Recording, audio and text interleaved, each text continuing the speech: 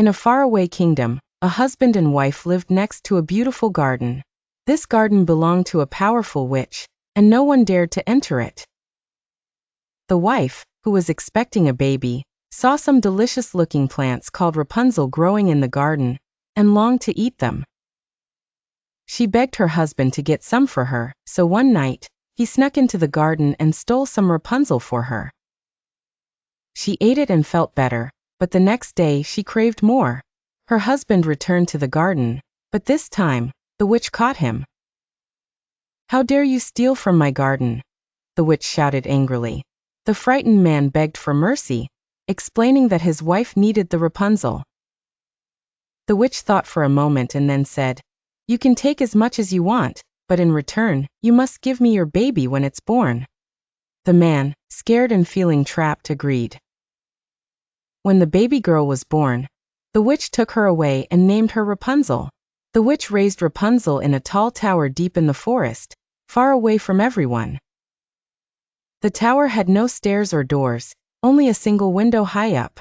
Rapunzel grew up with long, golden hair, which the witch would use to climb up to visit her. She would stand at the bottom of the tower and call, "Rapunzel, Rapunzel, let down your hair." Rapunzel would let her long hair fall out of the window, so the witch could climb up. Years went by, and Rapunzel remained locked in the tower.